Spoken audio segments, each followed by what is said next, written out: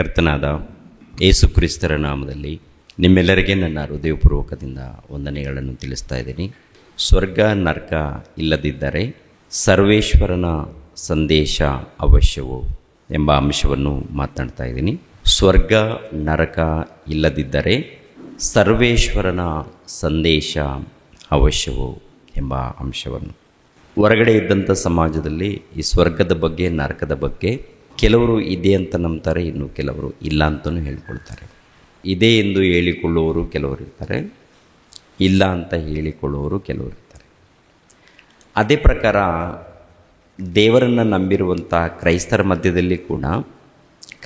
ಮಧ್ಯದಲ್ಲಿ ಬೈಬಲನ್ನು ಹಿಡಿದುಕೊಂಡಿರುವಂಥ ಕ್ರೈಸ್ತರು ಎಂದು ಕರೆಯಲ್ಪಡುತ್ತಿರುವಂಥ ನಮ್ಮ ಮಧ್ಯದಲ್ಲಿ ಕೂಡ ಕೆಲವರು ಸ್ವರ್ಗ ನರಕ ಎನ್ನುವಂಥದ್ದು ಇದೆ ಎಂದು ನಂಬ್ತಾರೆ. ಇನ್ನೂ ಕೆಲವರು ಅವೆಲ್ಲ ಏನಿಲ್ಲ, ಸ್ವರ್ಗನೂ ಇಲ್ಲ ನರಕನೂ ಇಲ್ಲ, ಭೂಮಿಯ ಮೇಲೆ ಏನೋ ಒಳ್ಳೆ ರೀತಿಯಿಂದ ಜೀವಿಸೋದಕ್ಕೇನೆ ಈ ಬೋಧನೆ ಅಂಥೇಳಿ ಇನ್ನೂ ಕೆಲವರು ಮಾತನಾಡ್ತಾ ಇರ್ತಾರೆ. ಒಂದು ವೇಳೆ ಸ್ವರ್ಗನೂ ಇಲ್ಲ ನರಕನೂ ಇಲ್ಲ ಏನೂ ಇಲ್ಲ, ಕೇವಲ ಒಂದು ಸಮಾಧಾನ ಕೊಡೋದಕ್ಕೆ ಇಲ್ಲ ಏನೋ ಒಳ್ಳೆ ಮಾತುಗಳನ್ನು ಹೇಳೋದಕ್ಕೆ ಬಂದಿದ್ದಾರೆ ಅಂತ ಒಂದು ವೇಳೆ ಅಂದ್ಕೊಂಡ್ರೆ, ಯೇಸು ಕ್ರಿಸ್ತರು ಬಂದು ಇಲ್ಲಾಂದರೆ ಪ್ರವಾದಿಗಳು ಬಂದು ಸುವಾರ್ತೆ ಮಾಡುವಂಥದ್ದು, ಬೋಧನೆ ಮಾಡುವಂಥದ್ದು, ಇಲ್ಲ ದೇವರು ಪದೇ ಪದೇ ಇವರನ್ನು ಭಕ್ತರನ್ನು ಕಳಿಸಿಕೊಡುವಂಥದ್ದು, ಸಂದೇಶವನ್ನು ನೀಡುವಂಥದ್ದು, ಇವೆಲ್ಲ ಕೂಡ ಅವಶ್ಯಕತೆ ಇದೆಯಾ? ಪ್ರಾರಂಭದಿಂದ ನೋಡುವಾಗ ಏನ್ರಿ, ಆದಿಕಾಂಡದಿಂದ ಮೊದಲುಗೊಂಡು ಪ್ರಕಟಣೆ ಗ್ರಂಥದವರೆಗೆ ದೇವರು ಪಟ್ಟಿರುವಂಥ ಪ್ರಯಾಸ ಬಹಳ ಇದೆ. ಜಗತ್ತನ್ನುಂಟು ಮಾಡಿರುವಂಥದ್ದು, ಆನಂತರ ಮನುಷ್ಯರನ್ನುಂಟು ಮಾಡಿರುವಂಥದ್ದು, ಮನುಷ್ಯರು ಪಾಪ ಮಾಡಕೂಡ್ದು ಅಂತ ಎಚ್ಚರಿಕೆ ಕೊಡುವಂಥದ್ದು, ಇವೆಲ್ಲ ನೋಡುವಾಗ ಬಹಳ ಒಂದು ಪ್ರಯಾಸಪಟ್ಟ ಹಾಗೆ ವಾಕ್ಯದಲ್ಲಿ ನೋಡುತ್ತೇವೆ. ಪ್ರತಿ ಒಂದು ವಚನದಲ್ಲಿ ನೋಡುವಾಗ ದೇವರ ಕಷ್ಟ ಕಾಣುತ್ತೆ, ದೇವರ ತ್ಯಾಗ ಕಾಣುತ್ತೆ, ಸಂದೇಶ ಕಾಣುತ್ತೆ, ನೀವು ಬದಲಾಗರಿ ಎನ್ನುವಂಥದ್ದು, ಈ ಲೋಕದಲ್ಲಿ ಒಳ್ಳೆ ರೀತಿಯಿಂದ ಜೀವಿಸಬೇಕು ಅಂತೇಳಿ ಅನೇಕ ಕಡೆ ಇಂಥ ಬೋಧನೆ ಎಲ್ಲ ಕಾಣ್ತಾನೆ ಇರುತ್ತೆ. ಯೇಸು ಕ್ರಿಸ್ತರು ಬಂದ ಮೇಲೆ ಇನ್ನೂ ಉನ್ನತವಾದಂಥ ಜ್ಞಾನವನ್ನು, ಶ್ರೇಷ್ಠವಾದಂಥ ಜ್ಞಾನವನ್ನು ಕೂಡ ತಿಳಿಸ್ಕೊಡ್ತಾರೆ. ಇವೆಲ್ಲ ನೋಡುವಾಗ ಸ್ವರ್ಗ ನರಕ ಇಲ್ಲದೆ ಹೋದರೆ, ಸ್ವರ್ಗ ಇಲ್ಲ ನರಕ ಇಲ್ಲದೆ ಹೋದರೆ ಇಷ್ಟೆಲ್ಲ ಪ್ರಯಾಸ ಯಾಕೆ ಪಡಬೇಕಾಗಿತ್ತು? ಅವರೆಲ್ಲರೂ ಕೂಡ ಪ್ರವಾದಿಗಳಾಗಿರ್ಬೋದು, ಇಲ್ಲಾಂದರೆ ಭಕ್ತರಾಗಿರ್ಬೋದು, ಕೊನೆಯದಾಗಿ ದೈವಕುಮಾರನಾಗಿರುವಂಥ ಕ್ರಿಸ್ತನಾಗಿರ್ಬೋದು, ಇಷ್ಟೊಂದು ಪ್ರಯಾಸ ಪಡಬೇಕಾಗಿತ್ತ? ಇದ್ದದರಿಂದನೇ ಪ್ರಯಾಸ ಪಟ್ಟಿದ್ದಾರೆ. ಸ್ವರ್ಗ ಇರುವುದರಿಂದ, ನರಕ ಇರುವುದರಿಂದ, ಪರಲೋಕದಲ್ಲಿ ತಂದೆಯಾದ ದೇವರು ಇರುವುದರಿಂದ ಪ್ರಭು ಆಗಿರ್ಬೋದು, ಭಕ್ತರಾಗಿರ್ಬೋದು ಪ್ರಯಾಸ ಪಟ್ಟಿದ್ದಾರೆ. ಅವ್ರ ಬೋಧನೆ ಅವಶ್ಯಕತೆ ಇದೆ. ಪರಲೋಕ ಇದೆ, ಸ್ವರ್ಗ ಇದೆ, ನರಕ ಇದೆ.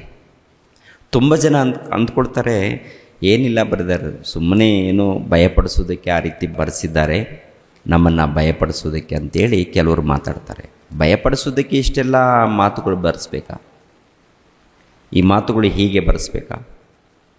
ಒಂದು ಮಾತನ್ನು ನಾವು ಗಮನಿಸೋಣ. ಮತ್ತಾಯನು ಬರೆದ ಸುವಾರ್ತೆ 5ನೇ ಅಧ್ಯಾಯ 18ನೇ ವಚನ. ಮತ್ತಾಯನು ಬರೆದ ಸುವಾರ್ತೆ 5ನೇ ಅಧ್ಯಾಯ 18ನೇ ವಚನದಿಂದ 20ನೇ ವಚನದವರೆಗೆ ಕೆಲವು ಮಾತುಗಳನ್ನು ನೋಡೋಣ. ನಿಮಗೆ ಸತ್ಯವಾಗಿ ಹೇಳುತ್ತೇನೆ, ಆಕಾಶವು ಭೂಮಿಯು ಅಳಿದು ಹೋಗುವ ತನಕ ಧರ್ಮಶಾಸ್ತ್ರವೆಲ್ಲ ನೆರವೇರಿದ ಹೊರತು ಅದರೊಳಗಿಂದ ಒಂದು ಸೊನ್ನೆಯಾದರೂ ಒಂದು ಗುಡುಸಾದರೂ ಅಳಿದು ಹೋಗಲಾರದು. ಆದುದರಿಂದ ಈ ಸಣ್ಣ ಸಣ್ಣ ಆಜ್ಞೆಗಳಲ್ಲಿ ಯಾದರೂ ಒಂದನ್ನು ಮೀರಿ ಜನರಿಗೆ ಹಾಗೆ ಮೀರುವುದಕ್ಕೆ ಬೋಧಿಸುವವನು ಪರಲೋಕ ರಾಜ್ಯದಲ್ಲಿ ಬಹಳ ಚಿಕ್ಕವನೆನಿಸಿಕೊಳ್ಳುವನು. ಆದರೆ ತಾನೇ ಆ ಆಜ್ಞೆಗಳಂತೆ ನಡೆದುಕೊಂಡು ಜನರಿಗೆ ಹಾಗೆ ನಡೆಯಬೇಕೆಂದು ಬೋಧಿಸುವವನು ಪರಲೋಕ ರಾಜ್ಯದಲ್ಲಿ ದೊಡ್ಡವನೆನಿಸಿಕೊಳ್ಳುವನು. ನಿಮ್ಮ ನೀತಿಯು ಶಾಸ್ತ್ರಿಗಳ ಮತ್ತು ಪರಿಸಯ್ಯರ ನೀತಿಗಿಂತಲೂ ಹೆಚ್ಚಿನದಾಗದಿದ್ದರೆ ನೀವು ಪರಲೋಕ ರಾಜ್ಯದಲ್ಲಿ ಸೇರಲಾರಿರಿ ಎಂದು ನಿಮಗೆ ಹೇಳುತ್ತೇನೆ. ಪರಲೋಕ ರಾಜ್ಯವನ್ನು ಕುರಿತು ಅಂದರೆ ಪರಲೋಕ ಇದೆ, ಆ ಪರಲೋಕಕ್ಕೆ ಸಂಬಂಧಪಟ್ಟಂಥ ಒಂದು ರಾಜ್ಯ, ಒಂದು ಸಭೆ, ಅಂದರೆ ಪರಲೋಕ ಇದೆ, ಈ ಪರಲೋಕಕ್ಕೆ ಸಂಬಂಧಪಟ್ಟಂಥ ಒಂದು ರಾಜ್ಯ ಇದೆ. ಆ ಪರಲೋಕಕ್ಕೆ ಸಂಬಂಧಪಟ್ಟಂಥ ಆ ರಾಜ್ಯದಲ್ಲಿ ನೀವು ಸೇರಬೇಕಾದ್ರೆ ಆತನ ಆಜ್ಞೆಗಳನ್ನು ಪಾಲಿಸಬೇಕು ಅಂತಲೇ ಹೇಳ್ತಾರೆ. ಒಂದು ವೇಳೆ ಆತನ ಆಜ್ಞೆಗಳನ್ನು, ದೇವರ ಆಜ್ಞೆಗಳನ್ನು ಪಾಲಿಸದೆ ಹೋದರೆ ಅವರಿಗೆ ಆ ಒಂದು ರಾಜ್ಯದಲ್ಲಿ ಸ್ಥಾನ ಇಲ್ಲ ಅಂತ ಹೇಳ್ತಾರೆ ಪ್ರಿಯರು. ಅಂದರೆ ಈ ಮಾತು ಪ್ರಿಯರ ದೇವರ ಮಕ್ಕಳಿರ ಯಾರು ಯೇಸು ಕ್ರಿಸ್ತರು ಹೇಳಿದಾರ? ಯಾರು ಹೇಳಿರೋದರಿಂದ ಹೇಳ್ತಾರೆ? ಅವರು ತಂದೆಯಾದ ದೇವರು ಹೇಳಿರೋದರಿಂದ ಪ್ರಭು ಮಾತನಾಡುವಂಥದ್ದು. ಪ್ರಭು ಮಾತನಾಡಿರುವಂಥ ಪ್ರತಿ ಮಾತು ತನ್ನಷ್ಟಕ್ಕೆ ಅವರು ಏನು ಮಾತಾಡಿಲ್ಲ, ತಂದೆ ಏನು ಹೇಳಿದ್ದಾರೋ ಅದನ್ನು ನಾನು ಹೇಳ್ತಾ ಇದ್ದೀನಿ ಅಂತ ಹೇಳ್ತಾರೆ. ಈ ಮಾತಿನಲ್ಲಿ ನೋಡುವಾಗ ಏನ್ರಿ, ಕೆಳಗಡೆ ಮತ್ತು 19ನೇ ವಚನದಲ್ಲಿ ಈ ಸಣ್ಣ ಸಣ್ಣ ಆಜ್ಞೆಗಳಲ್ಲಿ ಆದರೂ ಒಂದನ್ನು ಮೀರಿ ಜನರಿಗೆ ಹಾಗೆ ಮೀರುವುದಕ್ಕೆ ಬೋಧಿಸುವನು ಪರಲೋಕ ರಾಜ್ಯದಲ್ಲಿ ಬಹಳ ಚಿಕ್ಕವನೆನಿಸಿಕೊಳ್ಳುವನು. ಅಂದರೆ ಚಿಕ್ಕ ಚಿಕ್ಕ ಆಜ್ಞೆಗಳು, ದೊಡ್ಡ ದೊಡ್ಡ ಆಜ್ಞೆಗಳು ಕೂಡ ಇದೆ. ಚಿಕ್ಕ ಆಜ್ಞೆಗಳು, ದೊಡ್ಡ ಆಜ್ಞೆಗಳು ಇರುತ್ತೆ. ಈ ಚಿಕ್ಕ ಆಜ್ಞೆಗಳಲ್ಲಿ ಏನಾದರೂ ಮೀರಿದ್ರೆ ಪರಲೋಕ ರಾಜ್ಯದಲ್ಲಿ ಚಿಕ್ಕವನೆನಿಸ್ಕೊಳ್ತಾನಂತೆ. ಎಲ್ಲ ಆಜ್ಞೆಗಳನ್ನು ಪಾಲಿಸಿದರೆ ಪರಲೋಕ ರಾಜ್ಯದಲ್ಲಿ ಕೂಡ ಒಂದು ಉನ್ನತ ಹೆಸರು ಆ ಮನುಷ್ಯನಿಗೆ ಇರುತ್ತೆ ಅಂತ ಹೇಳ್ತಾರೆ. ಅಂದರೆ ಎಲ್ಲ ಆಜ್ಞೆಗಳನ್ನು ಪಾಲಿಸ್ಬೇಕಾ? ದೇವರು ಹೇಳಿರುವಂಥ ಪ್ರತಿ ಆಜ್ಞೆಗಳನ್ನು ಪಾಲಿಸ್ಬೇಕಂತ ಹೇಳಿದೆ. ಯಾವುದಾದ್ರೂ ಬಿಡಬೇಕಾ? ಬಿಟ್ಟರೆ ನಮಗೆ ಸಿಗುತ್ತಾ? ನಾವೇನು ಅಂದ್ಕೊಳ್ತೀವಿ ಅಂದರೆ ದೇವರು ಪ್ರೀತಿ ಸ್ವರೂಪನು, ದೇವರು ಕರುಣಸಾಗರನು, ಪರವಾಗಿಲ್ಲ, ಏನು ಮಾಡಿದ್ರೂ ಪರವಾಗಿಲ್ಲ ಅಂಥೇಳಿ ಕೆಲವರು ಅಡ್ಜಸ್ಟ್ ಆಗ್ತಾ ಇರ್ತಾರೆ ಪ್ರಿಯರ ದೇವರು. ಯಾಕೆಂದರೆ ಪರಲೋಕದಲ್ಲಿ ನಾವು ಒಂದು ಉನ್ನತ ಸ್ಥಾನವನ್ನು ಪಡ್ಕೊಳ್ಬೇಕಾದ್ರೆ ಈ ಲೋಕದಲ್ಲಿ ಮಾಡಬೇಕಾದಂಥ ಕಾರ್ಯಕ್ರಮಗಳು, ಪಾಲಿಸಬೇಕಾದಂಥ ಆಜ್ಞೆಗಳು ನೋಡಬೇಕಾಗತ್ತೆ. ಅದನ್ನು ಧ್ಯಾನಿಸಬೇಕು, ಖಂಡಿತವಾಗಿ ಪಾಲಿಸಬೇಕು. ಪಾಲಿಸದೆ ಹೋದರೆ ನಾವು ಪರಲೋಕಕ್ಕೆ ಹೆಜ್ಜೆ ಹಾಕಲ್ಲ. ಮತ್ತಾಯನ ಬರೆದ ಸುವಾರ್ತೆಯ 16ನೇ ಅಧ್ಯಾಯ, ಮತ್ತಾಯನ ಬರೆದ ಸುವಾರ್ತೆಯ 16ನೇ ಅಧ್ಯಾಯ 24ನೇ ವಚನವನ್ನು ಒಂದು ಸಾರಿ ಗಮನಿಸ್ರಿ. ಮತ್ತಾಯನ ಬರೆದ ಸುವಾರ್ತೆ ಏನ್ರಿ 16:24. ಮತ್ತು ಯೇಸು ತನ್ನ ಶಿಷ್ಯರಿಗೆ ಹೇಳಿದ್ದೇನೆಂದರೆ, ಯಾವನಿಗಾದರೂ ನನ್ನ ಹಿಂದೆ ಬರುವುದಕ್ಕೆ ಮನಸ್ಸಿದ್ದರೆ ಅವನು ತನ್ನನ್ನು ನಿರಾಕರಿಸಿ ತನ್ನ ಸಿಲಿಬೆಯನ್ನು ಹೊತ್ತುಕೊಂಡು ನನ್ನ ಹಿಂದೆ ಬರಲಿ ಅಂತ ಹೇಳ್ತಾರೆ. ನನ್ನ ಹಿಂದೆ ಬರಲಿ. ಈ ಮಾತಾಡ್ತಾ ಆಗುತ್ತಾರೆ. ಯಾರಿಂದ ಬರಬೇಕಂತೆ? ನನ್ನ ಹಿಂದೆ ಬರಲಿ ಅಂತ ಹೇಳ್ತಾರೆ. ಏನ್ರಿ ಚೆನ್ನಾಗಿ ಅರ್ಥ ಆಗುತ್ತಾ? ಮತ್ತೊಂದು ಸರಿ ಆಲೋಚನೆ ಮಾಡಿ ಈ ಮಾತನ್ನು. ಮತ್ತು ಯೇಸು ತನ್ನ ಶಿಷ್ಯರಿಗೆ ಹೇಳಿದ್ದೇನೆಂದರೆ, ಯಾವನಿಗಾದರೂ ನನ್ನ ಹಿಂದೆ ಬರುವುದಕ್ಕೆ ಮನಸ್ಸಿದ್ದರೆ ಅವನು ತನ್ನನ್ನು ನಿರಾಕರಿಸಿ ತನ್ನ ಸಿಲುಬೆಯನ್ನು ಹೊತ್ತುಕೊಂಡು ನನ್ನ ಹಿಂದೆ ಬರಲಿ ಅಂತ ಹೇಳ್ತಾರೆ. ನನ್ನ ಹಿಂದೆ ಬರಲಿ ಅಂದರೆ ಯೇಸು ಕ್ರಿಸ್ತರ ಹಿಂದೆ ಹೋಗಬೇಕಾ? ಯೇಸು ಕ್ರಿಸ್ತರನ್ನು ಹಿಂಬಾಲಿಸ್ಬೇಕಾ? ಯೇಸು ಕ್ರಿಸ್ತರನ್ನು ನಾವು ಹಿಂಬಾಲಿಸಬೇಕು. ಹೋಗಬೇಕಾದ್ರೆ ಏನಂತ ಹೇಳಿದ್ದಾರೆ? ತನ್ನನ್ನು ತಾನು ನಿರಾಕರಿಸಿಕೊಂಡು ನನ್ನನ್ನು ಹಿಂಬಾಲಿಸಿರಿ ಅಂತ ಹೇಳ್ತಾರೆ. ತನ್ನನ್ನು ತಾನು ನಿರಾಕರಿಸಿಕೊಳ್ಳುವಂಥದ್ದು ಅಂದರೆ ಹೇಗೆ ನಿರಾಕರಿಸಿಕೊಳ್ತೀವಿ? ನಿರಾಕರಿಸುವಂಥದ್ದು ಹೇಗೆ ನಿರಾಕರಿಸೋದಕ್ಕಾಗುತ್ತೆ? ನಮಗೇನು ಗೊತ್ತು ಅಂತ ನೋಡುವಾಗ ಇನ್ನೊಬ್ಬರನ್ನು ನಿರಾಕರಿಸುವಂಥದ್ದು ಗೊತ್ತು, ಮತ್ತೊಬ್ಬರನ್ನು ನಿರಾಕರಿಸುವಂಥದ್ದು ಗೊತ್ತು. ಆದರೆ ತನ್ನನ್ನು ತಾನೇ ನಿರಾಕರಿಸಿಕೊಂಡು ನನ್ನನ್ನು ಹಿಂಬಾಲಿಸಬೇಕು ಅಂದಾಗ ಪ್ರಿಯರ ದೇವ್ರ ಮಕ್ಕಳಿರ ನಾವು ಏನನ್ನು ಬಿಟ್ಟಿದ್ದೀವಿ ಹೇಳಿ ಪ್ರಿಯರೇ? ನಾವು ಏನನ್ನು ನಿರಾಕರಿಸ್ಕೊಂಡಿದ್ದೀವಿ ಹೇಳಿ ಪ್ರಿಯರೇ? ಎಲ್ಲ ಕೂಡ ಈ ಲೋಕದಲ್ಲಿ ನಾವು ಎಲ್ಲ ಅನುಕೂಲವನ್ನು ನೋಡ್ಕೊಳ್ತೀವಿ, ಹೌದಲ್ವ? ಎಲ್ಲ ಕೂಡ ಅನುಕೂಲ ನೋಡ್ಕೊಳ್ತೀವ. ನೋಡಿ, ಎಲ್ಲ ಸಭೆಗಳಲ್ಲೇ ನೋಡಿ ಅವರವರ ಅನುಕೂಲಗಳನ್ನು ನೋಡ್ಕೊಳ್ತಾರೆ. ಅಂದರೆ ಈ ಶರೀರಕ್ಕೆ ಬೇಕಾದಂಥ ಅನುಕೂಲಗಳು ಏನಿದೆ, ಈ ಶರೀರಕ್ಕೆ ಬೇಕಾದಂಥ ಅನುಕೂಲಗಳು ಏನಿದೆ ಅದನ್ನು ನೋಡ್ಕೊಳ್ತಾ ಇರ್ತಾರೆ ಎಲ್ಲ ಕೂಡ ನೋಡುವಾಗ. ಆದರೆ ಈ ಮಾತನ್ನು ಆಲೋಚನೆ ಮಾಡುವಾಗ ತನ್ನನ್ನು ತಾನು ನಿರಾಕರಿಸಿಕೊಂಡು ನನ್ನನ್ನು ಹಿಂಬಾಲಿಸಬೇಕು ಅಂತಾರೆ. ಇನ್ನು ಹಾಗೆ ಕೆಳಗಡೆ ಮಾತನ್ನು ಗಮನಿಸ್ರಿ. ತನ್ನ ಪ್ರಾಣವನ್ನು ಉಳಿಸಿಕೊಳ್ಳಬೇಕೆಂದಿರುವವನು ಅದನ್ನು ಕಳಕೊಳ್ಳುವನು. ನೋಡಿ, ತನ್ನ ಪ್ರಾಣವನ್ನು ಉಳಿಸಿಕೊಳ್ಳಬೇಕೆಂದಿರುವವನು ಅದನ್ನು ಕಳಕೊಳ್ಳುವನು, ಆದರೆ ನನ್ನ ನಿಮಿತ್ತವಾಗಿ ತನ್ನ ಪ್ರಾಣವನ್ನು ಕಳಕೊಂಡವನು ಅದನ್ನು ಕಂಡುಕೊಳ್ಳುವನು. ಒಬ್ಬ ಮನುಷ್ಯನು ಲೋಕವನ್ನೆಲ್ಲ ಸಂಪಾದಿಸಿಕೊಂಡರೂ ಪ್ರಾಣ ನಷ್ಟಪಟ್ಟರೆ ಅವನಿಗೇನು ಪ್ರಯೋಜನ? ಅಥವಾ ಒಬ್ಬನು ತನ್ನ ಪ್ರಾಣಕ್ಕೆ ಏನು ಈಡು ಕೊಟ್ಟಾನು? 25ನೇ ವಚನದಲ್ಲಿ ತನ್ನ ಪ್ರಾಣವನ್ನು ಉಳಿಸಿಕೊಳ್ಳಬೇಕೆಂದಿರುವವನು ಅದನ್ನು ಕಳೆದುಕೊಳ್ತಾನಂತೆ. ಮೇಲ್ಗಡೆ ಮಾತು ನೋಡಿದ್ದೀವಿ, ತನ್ನನ್ನು ತಾನು ನಿರಾಕರಿಸ್ಕೊಳ್ಬೇಕು ಅಂತ. ಏನ್ರಿ ಈ ಬೋಧನೆ ಮಾತನಾಡುವಾಗ ನಮ್ಗೆ ಇಷ್ಟ ಆಗುತ್ತಾ? ಲೋಕದಲ್ಲಿ ಯಾರಿಗೂ ಇಷ್ಟ ಆಗಲ್ಲ. ನಿನ್ನನ್ನೇ ನಿರಾಕರಿಸ್ಕೊಂಡು ಬರಬೇಕು, ನಿನ್ನ ಪ್ರಾಣವನ್ನು ನೀನು ಕಾಪಾಡಿಕೊಳ್ಬೇಕು ಅಂದರೆ ಅದನ್ನು ಕಳ್ಕೊಳ್ತೀಯ, ಅದನ್ನು ನೀನು ದೇವ್ರಿಗೋಸ್ಕರ ಕಳ್ಕೊಂಡ್ರೆ ಅದನ್ನು ಮತ್ತೆ ಕಾಪಾಡ್ಕೊಳ್ತೀಯ ಅಂದಾಗ ಕೇಳೋದಕ್ಕೆ ಚೆನ್ನಾಗಿರುತ್ತೆ. ಕ್ರಿಯಾ ರೂಪದಲ್ಲಿ ಬಂದಾಗ ಹೇಗಿರುತ್ತೆ? ಕೇಳೋದಕ್ಕೇನಪ್ಪ ಅಂತಂದ್ರೆ ಅಬ್ಬಾ ಎಷ್ಟು ಒಳ್ಳೆ ಮಾತಪ್ಪ. ನಿಜ ಜೀವನದಲ್ಲಿ ಬಂದಾಗ, ನಮ್ಮ ಜೀವಿತದಲ್ಲಿ, ನಮ್ಮ ಬದುಕಿನಲ್ಲಿ ಬಂದಾಗ ಇದು ಕಷ್ಟವಾಗಿರುತ್ತಾ ಅಥವಾ ಸುಲಭವಾಗಿರುತ್ತಂತ ನೋಡುವಾಗ ಕಷ್ಟನೇ ಕಾಣುತ್ತೆ. ಕಷ್ಟಪಟ್ಟರೆ ನಮಗೆ ಪ್ರತಿಫಲ ಸಿಗುತ್ತಾ? ನಿತ್ಯ ಲೋಕವನ್ನು ಪಡ್ಕೊಳ್ಬೇಕಾದ್ರೆ ಕಷ್ಟಪಟ್ಟರೆ ಸಿಗುತ್ತಾ ಅಥವಾ ಏನು, ಹೇಗೆ ಸಿಗುತ್ತೆ? ಈ ಲೋಕದಲ್ಲಿ ಎಲ್ಲರೂ ಅಡ್ಜಸ್ಟ್ ಆಗಿಬಿಟ್ಟಿದ್ದೀವಿ. ನಾವೆಲ್ಲರೂ ಕೂಡ ಲೋಕಕ್ಕೆ ಅಂಟಿಕೊಂಡಿದ್ದೀವಿ, ಕುಟುಂಬಕ್ಕೆ ಅಂಟಿಕೊಂಡು ಬಿಟ್ಟಿದ್ದೀವಿ, ಶರೀರಕ್ಕೆ ಅಂಟಿಕೊಂಡು ಬಿಟ್ಟಿದ್ದೀವಿ, ಮನುಷ್ಯರಿಗೆ ಅಂಟಿಕೊಂಡಿದ್ದೀವಿ. ಅಂದರೆ ಮನುಷ್ಯರ ಮಧ್ಯದಲ್ಲಿ ಪ್ರಿಯರಾದ್ಯವರು ಮುಟ್ಟಿರ ನಾವೆಲ್ಲರೂ ಕೂಡ ಕ್ರಿಸ್ತನನ್ನು ಪ್ರೀತಿಸಬೇಕು, ದೇವರನ್ನು ಪ್ರೀತಿಸಬೇಕು, ದೇವರಿಗೆ ಹತ್ತಿರವಾಗಬೇಕು, ದೇವರಿಗೆ ನಾವೆಲ್ಲರೂ ಕೂಡ ಹತ್ತಿರವಾಗಬೇಕು. ಇನ್ನೊಂದು ಮಾತನ್ನು ಕೂಡ ನೋಡೋಣ. 10ನೇ ಅಧ್ಯಾಯದಲ್ಲಿ ಇನ್ನೂ ಕಠಿಣವಾದಂಥ ಮಾತಿರುತ್ತೆ. ಆ ಮಾತುಗಳನ್ನು ತುಂಬ ಜನ ಮಾತನಾಡ್ತಂದರೆ, ಕೆಲವರು ಮತಛಾಂದಸವಾದಿಗಳು ಈ ಮಾತುಗಳನ್ನು ಮಾತನಾಡಿ ನಿಮ್ಮ ಪ್ರಭು ಈಗ ಹೇಳಿದ್ದಾರೆ, ಹೀಗೆಲ್ಲ ಮಾಡಬೇಕಾ ಅಂಥೇಳಿ ಒಂದು ರೀತಿಯಲ್ಲಿ ಆ ಸಭೆಯಲ್ಲಿ ಇಲ್ಲ ಕ್ರೈಸ್ತರ ಮಧ್ಯದಲ್ಲಿ ಗೊಂದಲವನ್ನು ಉಂಟು ಮಾಡುವಂಥ ರೀತಿಯಲ್ಲಿ ಮಾತನಾಡ್ತಾ ಇರ್ತಾರೆ. ಈ ವಚನವನ್ನು ತೋರಿಸಿ, ಯಾವುದದು ಮತ್ತಾಯನ ಬರೆದ ಸುವಾರ್ತೆ 10ನೇ ಅಧ್ಯಾಯ, 10ನೇ ಅಧ್ಯಾಯ 34ನೇ ವಚನ ಪ್ರಿಯರೇ. ಭೂಲೋಕದ ಮೇಲೆ ಸಮಾಧಾನ ಹುಟ್ಟಿಸುವುದಕ್ಕೆ ಬಂದೆನೆಂದು ನೆನೆಸಬೇಡಿರಿ, ಸಮಾಧಾನವನ್ನು ಹುಟ್ಟಿಸುವುದಕ್ಕೆ ನಾನು ಬಂದಿಲ್ಲ, ಖಡ್ಗವನ್ನು ಹಾಕುವುದಕ್ಕೆ ಬಂದೆನು. ಹೇಗೆಂದರೆ ಮಗನಿಗೂ ತಂದೆಗೂ, ಮಗಳಿಗೂ ತಾಯಿಗೂ, ಸೊಸೆಗೂ ಅತ್ತೆಗೂ ಭೇದ ಹುಟ್ಟಿಸುವುದಕ್ಕೆ ಬಂದೆನು. ಭೇದ ಹುಟ್ಟಿಸುವುದಕ್ಕೆ ಬಂದೆ. ಈ ಮಾತನ್ನು ಕೆಲವರು ಅಲ್ಲೆಲ್ಲಿ ಇಂಥ ವಚನಗಳಿರುತ್ತಲ್ಲ ಸಂಗ್ರಹಿಸಿಕೊಂಡು ಕ್ರೈಸ್ತನಿಂದ ದೂರ ಮಾಡೋದಕ್ಕೆ, ಕ್ರೈಸ್ತನಿಂದ ಬೇರ್ಪಡಿಸೋದಕ್ಕೆ, ಇಲ್ಲಾಂದರೆ ಅವರ ಮಧ್ಯದಲ್ಲಿ ಒಂದು ರೀತಿಯಲ್ಲಿ ಅಸಮಾಧಾನ ಉಂಟು ಮಾಡೋದಕ್ಕೆ ಈ ವಚನಗಳನ್ನು ತೋರಿಸ್ತಾ ಇರ್ತಾರೆ. ನೋಡಿ, ನಿಮ್ಮ ಪ್ರಭು ಹೀಗೆ ಹೇಳಿದ್ದಾರೆ. ನಿಮ್ಮ ಪ್ರಭು ಏನು ಹೇಳಿದ್ದಾರೆ? ಭೂಲೋಕದ ಮೇಲೆ ಸಮಾಧಾನ ಹುಟ್ಟಿಸುವುದಕ್ಕೆ ಬಂದೆನೆಂದು ನೆನೆಸಬೇಡಿರಿ, ಸಮಾಧಾನವನ್ನು ಹುಟ್ಟಿಸೋದಕ್ಕೆ ನಾನು ಬಂದಿಲ್ಲ, ಖಡ್ಗವನ್ನು ಹಾಕುವುದಕ್ಕೆ ಬಂದೆನು. ಹೇಗೆಂದರೆ ಮಗನಿಗೂ ತಂದೆಗೂ, ಮಗಳಿಗೂ ತಾಯಿಗೂ, ಸೊಸೆಗೂ ಅತ್ತೆಗೂ ಭೇದ ಹುಟ್ಟಿಸುವುದಕ್ಕೆ ಬಂದೆನು. ಹೀಗೆ ಒಬ್ಬ ಮನುಷ್ಯನಿಗೆ ಅವನ ಮನೆಯವರೇ ವೈರಿಗಳಾಗುವರು.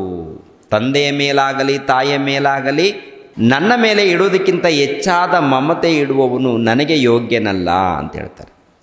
ಅಂದರೆ ಈ ಮಾತಿನ ಒಂದು ಅರ್ಥ ತಿಳ್ಕೊಂಡಾಗ ಅದ್ಭುತ ಅನಿಸುತ್ತೆ. ತಿಳ್ಕೊಳ್ಳದೆ ಹೋದರೆ ಮೇಲ್ಮೇಲೆ ಓದಿದಾಗ ನಮಗೇನೂ ಅರ್ಥ ಆಗಲ್ಲ. ಅರ್ಥ ಆದಾಗ ಇನ್ನೊಂದು ಪ್ರಶ್ನೆ ಬರುತ್ತೆ, ಏನು ನಮ್ಮ ದೇವರು ಈ ರೀತಿ ಹೇಳಿದ್ದಾರಾ? ನಮ್ಮ ಪ್ರಭು ಇಂತಹ ಬೋಧನೆ ಮಾಡಿದ್ದಾರಾ? ಅದೇನದು? ಒಂದೇ ಮನೆಯಲ್ಲಿ ವಿಭೇದಗಳು ಉಂಟು ಮಾಡೋದೇನು? ಒಂದೇ ಮನೆಯಲ್ಲಿ ವಿರೋಧತ್ವ ಉಂಟು ಮಾಡುವಂಥದ್ದೇನು ಅಂತೇಳಿ ಒಂದು ರೀತಿಯಲ್ಲಿ ನಮ್ಮ ಮನಸ್ಸಿನಲ್ಲಿ ಏನ್ರಿ ಗೊಂದಲ ಪ್ರಾರಂಭವಾಗುತ್ತೆ. ನಮ್ಮ ಹೃದಯಗಳಲ್ಲಿ ಗೊಂದಲ ಪ್ರಾರಂಭವಾಗುತ್ತೆ. ಯಾಕೆಂದರೆ ಪ್ರಭುವನ್ನು ನಂಬಿದ್ದೀವಿ, ಪ್ರಾರ್ಥನೆಗೆ ಹೋಗ್ತಾ ಇದ್ದೀವಿ. ನಮ್ಮ ಪ್ರಭು ಲೋಕರಕ್ಷಕನು, ಪಾಪ ವಿಮೋಚಕನು, ನಮ್ಮ ಪ್ರಭು ಸಮಾಧಾನ ಕೊಡುವಾತನು, ನಮ್ಮ ಪ್ರಭು ಕುಟುಂಬದಲ್ಲಿ ಸಮಾಧಾನ ಕೊಡ್ತಾರೆ, ನಮ್ಮ ಪ್ರಭು ಕುಟುಂಬದಲ್ಲಿ ನೆಮ್ಮದಿಯನ್ನು ಕೊಡ್ತಾರೆ ಅಂಥೇಳಿ ಹೀಗೆ ನಾವು ಬೋಧನೆ ಮಾಡ್ತೀವೋ? ಎಲ್ಲ ಕಡೆ ಹೋಗಿ ಹೀಗೇನೆ ಬೋಧನೆ ಮಾಡ್ತೀವಿ.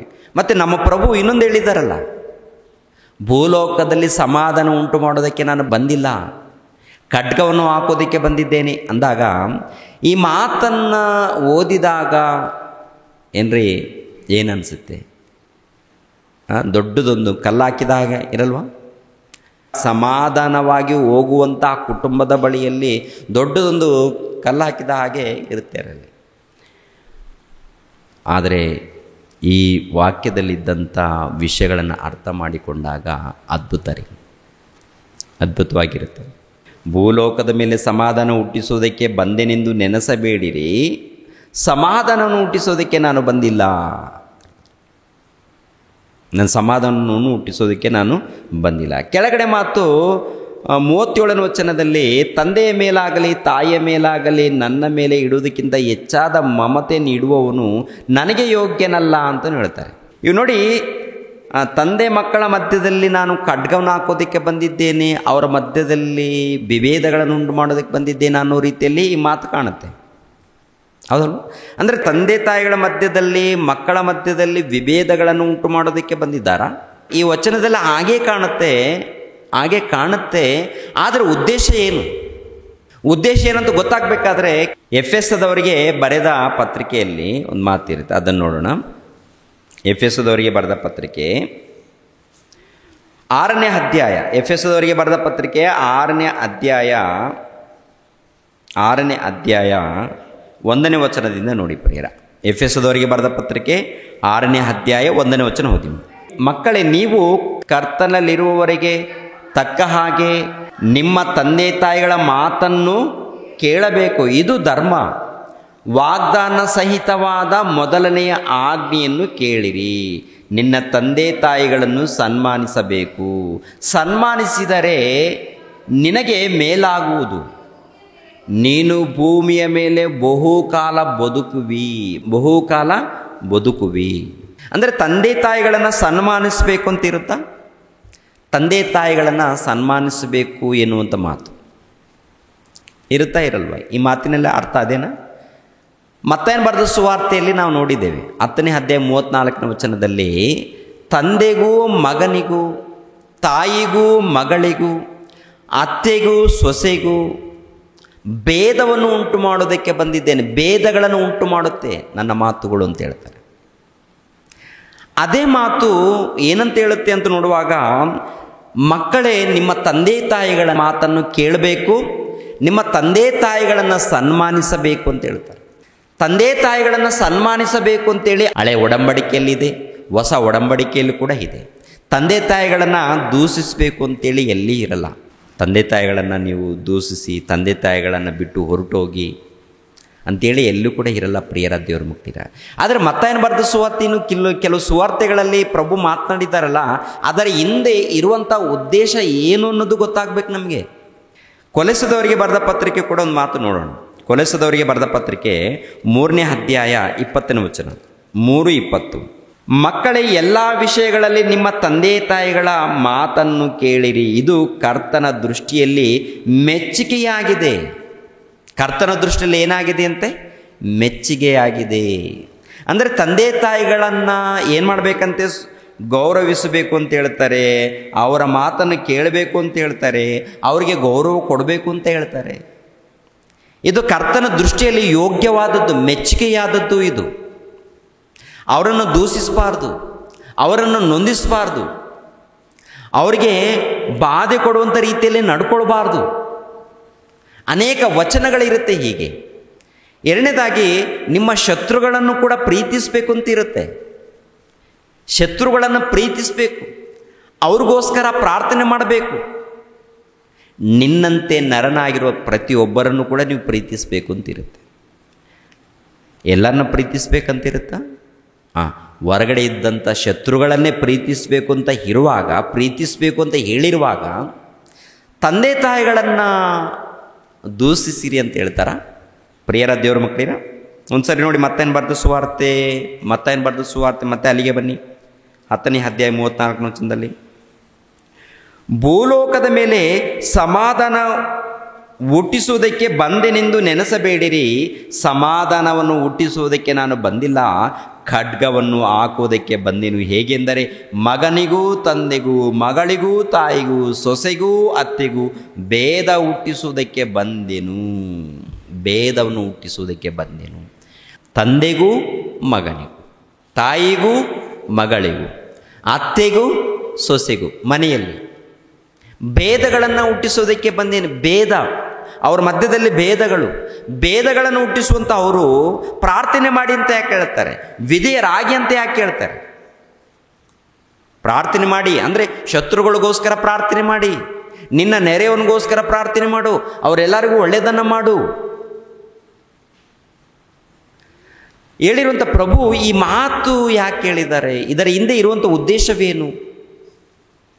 ತುಂಬ ಜನ ಅರ್ಥ ಮಾಡಿಕೊಳ್ಳೋದು ಈ ಮಾತನ್ನು ಹೇಳಿದಾಗ ದೊಡ್ಡದಾಗಿ ಏನ್ರಿ ಮಾಧ್ಯಮ ಒಂದು ಟಿ ವಿ ಚಾನಲ್ ಇಟ್ಕೊಳ್ತಾರೆ, ಯಾವುದೊಂದು ಯೂಟ್ಯೂಬ್ ಚಾನಲ್ ಓಪನ್ ಮಾಡ್ಕೊಳ್ತಾರೆ, ಇಲ್ಲ ಫೇಸ್ಬುಕ್ ಓಪನ್ ಮಾಡ್ಕೊಳ್ತಾರೆ. ಓಪನ್ ಮಾಡಿಕೊಂಡು ನಿಮ್ಮ ಪ್ರಭು ನೋಡಿ ಹೀಗೆ ಮಾತಾಡಿದ್ದಾರೆ, ನಿಮ್ಮ ಯೇಸು ಕ್ರಿಸ್ತರಿಗೆ ಮಾತಾಡಿದ್ದಾರೆ ಅಂದರೆ ಒಂದು ಮನೆಯಲ್ಲಿ ಒಂದೇ ಕುಟುಂಬದಲ್ಲಿ ಜಗಳ ಉಂಟು ಮಾಡೋರು ದೇವರಾಗ್ತಾರಾ ಅಂತ, ಜಗಳವನ್ನು ಉಂಟು ಮಾಡುವವರು ದೇವರಾಗ್ತಾರಾ ಅಂತ ಏನ್ರಿ ಈ ವಚನ ಹಿಡಿದುಕೊಂಡು ಈ ಮಾತು ಮಾತಾಡ್ತಾರೆ. ಮತ್ತು ಇನ್ನು ಅನೇಕ ವಚನಗಳಿದೆಯಲ್ಲ ಅವೆಲ್ಲ ಬಿಟ್ಟಿದ್ದಾರೆ. ಅವೆಲ್ಲ ಬೇಡ, ನಮಗೆ ಇಂಥ ವಚನಗಳು ಬೇಕು.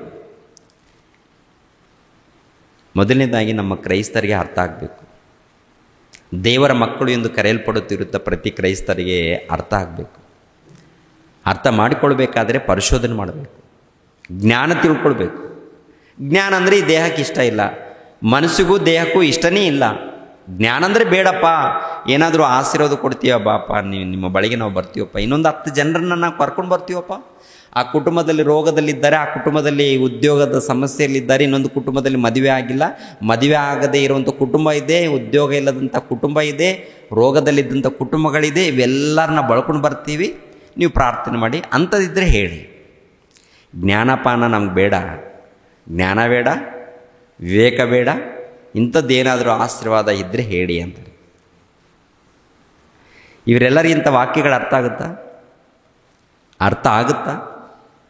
ಅರ್ಥ ಮಾಡಿಕೊಳ್ಳುವವರು ಶ್ರೇಷ್ಠರು, ಭಾಗ್ಯವಂತರು. ಮತ್ತು ಈ ಮಾತಿನಲ್ಲಿ ಅರ್ಥ ಏನು? ಎಲ್ಲ ಕಡೆ ನೋಡುವಾಗ ಏನ್ರಿ ತಂದೆಗಳನ್ನು ತಾಯಿಗಳನ್ನು ಪ್ರೀತಿಸಬೇಕು. ಹಳೆ ಒಡಂಬಡಿಕೆ ನೋಡುವಾಗ ತಂದೆ ತಾಯಿಗಳನ್ನು ದೂಷಿಸಿದರೆ ಅವರಿಗೆ ಮರಣ ಶಿಕ್ಷೆ ಆಗಬೇಕಂತ ಹೇಳ್ತಾರೆ. ಅವ್ರಿಗೇನಾಗಬೇಕಂತೆ? ತಂದೆ ತಾಯಿಗಳನ್ನು ದೂಷಿಸಿದರೆ ಮರಣ ಶಿಕ್ಷೆ, ಮರಣ ದಂಡನೆ. ವಿಮೋಚನೆ ಕಾಂಡ 21ನೇ ಅಧ್ಯಾಯ 17ನೇ ವಚನದಲ್ಲಿ ಆ ಮಾತು ಇರುತ್ತೆ. ವಿಮೋಚನೆ ಕಾಂಡ 21ನೇ ಅಧ್ಯಾಯ 17ನೇ ವಚನದಲ್ಲಿ ಈ ಮಾತು ಇರುತ್ತೆ. ಪ್ರಿಯರ ದೇವರ ಮಕ್ಕಳಿಗೆ ಒಂದ್ಸಾರಿ ಓದಿ. ತಂದೆಯನ್ನಾಗಲಿ ತಾಯಿಯನ್ನಾಗಲಿ ದೂಷಿಸುವವನಿಗೆ ಮರಣ ಶಿಕ್ಷೆಯಾಗಬೇಕು. ನೋಡಿದ್ರ, ತಂದೆಯನ್ನಾಗಲಿ ತಾಯಿಯನ್ನಾಗಲಿ ದೂಷಿಸುವವನಿಗೆ ಮರಣ ಶಿಕ್ಷೆಯಾಗಬೇಕು. ಇದು ಒಂದು ಕಾಲದಲ್ಲಿ ಹಳೆ ಒಡಂಬಡಿಕೆಯಲ್ಲಿ ಹೇಳಿದ್ದಾರೆ. ಹೊಸ ಒಡಂಬಡಿಕೆಯಲ್ಲಿ ಪ್ರಿಯರ ದೇವರ ಮಕ್ಕಳಿರ ದೂಷಿಸಬಾರ್ದು. ದೂಷಿಸಿದರೆ ಶಾಪಗ್ರಸ್ತನಾಗ್ತಾನೆ ಅವನು. ದೂಷಿಸಲೇಬಾರ್ದು. ಅವ್ರಿಗೊಂದು ಮಾತು ಅನುಕೂಡ್ದು, ದೂಷಿಸಬಾರ್ದು. ಅವರಿಗೆ ವಿಧೇಯರಾಗಬೇಕು, ಅವರನ್ನು ಪ್ರೀತಿಸಬೇಕು. ಜ್ಞಾನೋಕ್ತಿಗಳ ಗ್ರಂಥ 20ನೇ ಅಧ್ಯಾಯ 20ನೇ ವಚನವನ್ನು ಕೂಡ ನೋಡಿ ಪ್ರಿಯರೇ. ಜ್ಞಾನೋಕ್ತಿಗಳ ಗ್ರಂಥ 20ನೇ ಅಧ್ಯಾಯ 20ನೇ ವಚನವನ್ನು, ತಂದೆಯನ್ನಾಗಲಿ ತಾಯಿಯನ್ನಾಗಲಿ ಶಪಿಸುವವನ ದೀಪವು ಮಧ್ಯರಾತ್ರಿಯ ಅಂಧಕಾರದಲ್ಲಿ ಹಾರಿ ಹೋಗುವುದು. ಮಧ್ಯರಾತ್ರಿಯ ಅಂಧಕಾರದಲ್ಲಿ ಹಾರಿ ಹೋಗುವುದು. ಅಂಧಕಾರದಲ್ಲಿ ಹಾರಿ ಅಂದರೆ ಆಕಸ್ಮಿಕವಾಗಿ ಅವನ ಜೀವನ ಮುಗಿದೋಗುತ್ತೆ. ಅವನ ಜೀವನ ಮುಗಿದೋಗುತ್ತೆ. ಕೊನೆಯದಾಗಿ ಬೆಂಕಿಯ ಕೊಂಡಕ್ಕೆ ಅವನು ಹೋಗ್ತಾನೆ. ಅಂದರೆ ಪ್ರಾರಂಭದಿಂದ ನೋಡುವಾಗ ತಂದೆಯನ್ನು ತಾಯಿಯನ್ನು ಪ್ರೀತಿಸಬೇಕು ಅನ್ನೋ ಹೇಳ್ತಾರೆ ಪ್ರಿಯರೇ. ಅನೇಕ ವಚನಗಳಿರುತ್ತೆ. ಒಂದು ವೇಳೆ ತಂದೆ ತಾಯಿಗಳನ್ನು ದೂಷಿಸಿದರೆ ಮರಣ ಶಿಕ್ಷೆ ಹೇಳಿದ್ದಾರೆ. ಅವನ ದೀಪವು ಅಂದರೆ ಅವನಿಗೆ ಮರಣ ಆಗುತ್ತೆ, ಅವನಿಗೆ ಸಾವು ಬರುತ್ತೆ. ಅವನು ನೆನೆಸದ ಗಳಿಗೆಯಲ್ಲಿ ಸಾವು ಬರುತ್ತೆ. ಅವನು ನೆನೆಸದ ಗಳಿಗೆಯಲ್ಲಿ ಅವನಿಗೆ ಸಾವು ಬರುತ್ತೆ. ಮಧ್ಯರಾತ್ರಿ ಅಂಧಕಾರದಲ್ಲಿ ಅವನ ದೀಪವು ಆರಿ ಹೋಗುತ್ತೆ. ಮತ್ತೆ ಏನು ಮಾಡಬೇಕು? ತಂದೆ ತಾಯಿಗಳನ್ನು ಖಂಡಿತವಾಗಿ ಗೌರವಿಸಲೇಬೇಕು. ತಂದೆ ತಾಯಿಗಳನ್ನು ಒಳ್ಳೆ ರೀತಿಯಲ್ಲಿ ನೋಡಿಕೊಳ್ಳಲೇಬೇಕು. ಮತ್ತು ಅಲ್ಲಿ ತಂದೆ ತಾಯಿಗಳ ಮಧ್ಯದಲ್ಲಿ ಭೇದ ಉಂಟಾಗುತ್ತೆ ಅಂತ ಹೇಳ್ತಾರಲ್ಲ. ತಂದೆಗೂ ಮಗನಿಗೂ, ತಾಯಿಗೂ ಮಗಳಿಗೂ, ಅತ್ತೆಗೂ ಸೊಸೆಗೂ ಭೇದವನ್ನು ಉಂಟು ಮಾಡೋದಕ್ಕೆ ಬಂದಿದ್ದೇನೆ, ಸಮಾಧಾನ ಕೊಡೋದಕ್ಕಲ್ಲ. ಅಂದರೆ ಇದರ ಅರ್ಥ ಏನು? ಪ್ರೀತಿಸು ಅಂತ ಹೇಳಿದ್ದಾರೆ, ತ್ಯಾಗ ಮಾಡು ಅಂತ ಹೇಳಿದ್ದಾರೆ, ಅವ್ರಿಗೋಸ್ಕರ ಪ್ರಾರ್ಥನೆ ಮಾಡು ಅಂತ ಹೇಳಿದ್ದಾರೆ, ಶತ್ರುಗಳನ್ನು ಕ್ಷಮಿಸು ಅಂತ ಹೇಳಿದ್ದಾರೆ. ಇವೆಲ್ಲ ಹೇಳಿರುವಂಥ ಪ್ರಭು ಕುಟುಂಬದಲ್ಲಿ ವಿಭೇದಗಳನ್ನು ಉಂಟು ಮಾಡ್ತಾರ?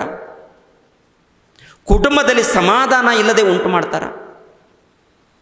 ಇದರ ಹಿಂದೆ ಇರುವಂಥ ಉದ್ದೇಶವೇನು, ಏನು ನಡೆಯುತ್ತೆ ಅಂತ ನೋಡುವಾಗ ಏನ್ರಿ, ಹೆಚ್ಚಾಗಿ ನಾವು ಯೇಸು ಕ್ರಿಸ್ತರನ್ನು ಪ್ರೀತಿಸಿದಾಗ ತಂದೆಯಾದ ದೇವರನ್ನು ಅರ್ಥ ಮಾಡಿಕೊಂಡಾಗ ಮಾಡುವಂಥ ಕ್ರಿಯೆಗಳು ಹೇಗಿರುತ್ತೆ? ತಂದೆಯಾದ ದೇವರನ್ನು ತಿಳ್ಕೊಳ್ತೀವಿ. ತಂದೆಯಾದ ದೇವರನ್ನು ತಿಳ್ಕೊಂಡಾಗ, ತಂದೆಯಾದ ದೇವರಂದರೆ ಆ ದೇವರ ಮೂಲಕ ಜಗತ್ತುಂಟಾಗಿದೆ, ಆ ದೇವರ ಮೂಲಕ ಸರ್ವ ಜೀವರಾಶಿಗಳು, ಆ ದೇವರ ಮೂಲಕ ಈ ಜೀವಿತ.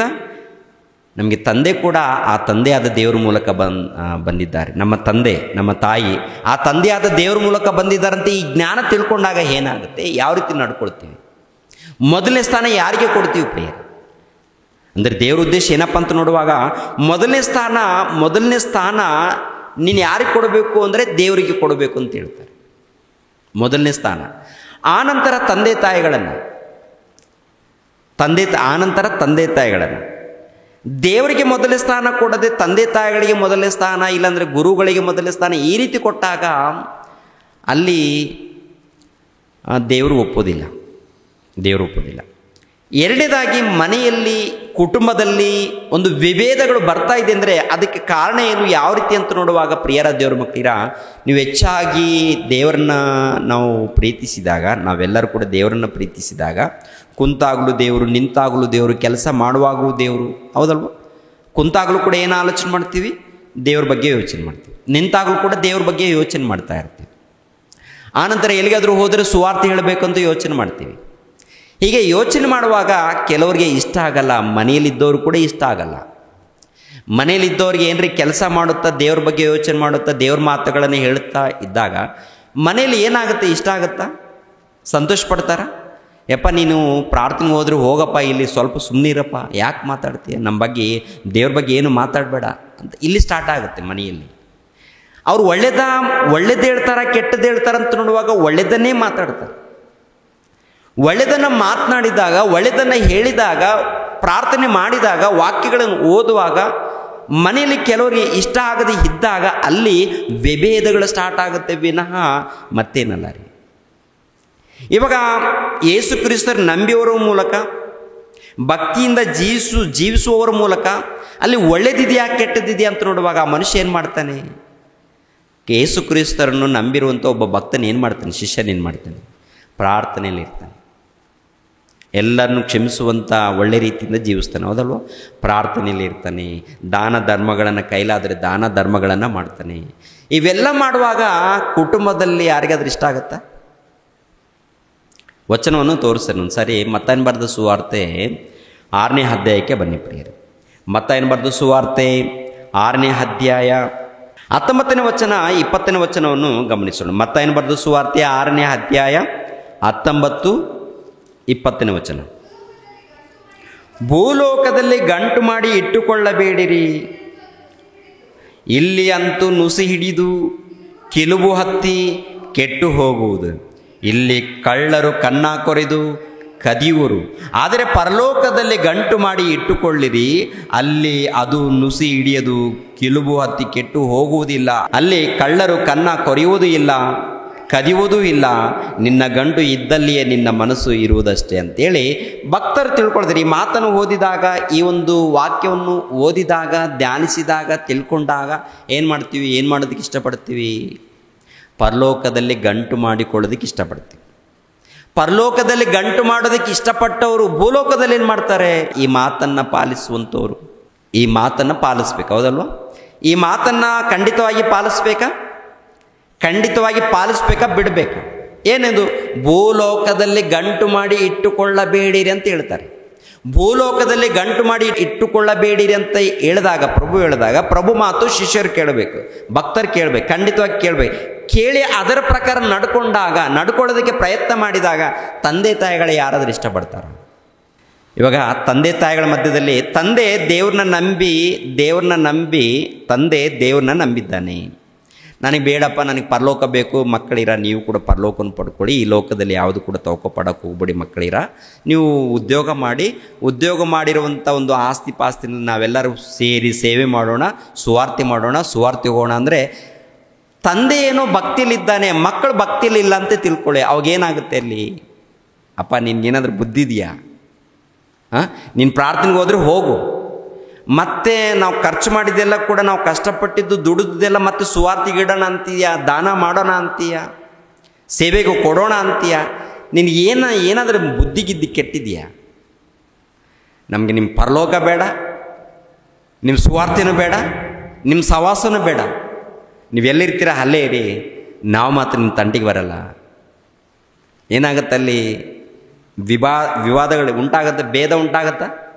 ಇವಾಗ ತಂದೆ ಲೋಕದ ರೀತಿಯಲ್ಲಿ ಇದ್ದಾನೆ, ಮಗನು ದೇವರ ರೀತಿಯಲ್ಲಿ ಇದ್ದಾನೆ ತಿಳ್ಕೊಳ್ರಿ, ಅಂದರೆ ಭಕ್ತಿಯಲ್ಲಿ ಇದ್ದಾನೆ ಅಂತ ತಿಳ್ಕೊಳ್ಳಿ. ಮಗನು ಭಕ್ತಿಯಲ್ಲಿ ಇದ್ದಾನೆ ಅಂತ ತಿಳ್ಕೊಳ್ಳಿ. ತಂದೆ ತಾಯಿಗಳು ಲೋಕದ ರೀತಿಯಲ್ಲಿದ್ದಾರೆ. ಅವ್ರು ಏನೇದು ನೋಡ್ತಾರೆ ಮಕ್ಕಳ ವಿಷಯದಲ್ಲಿ?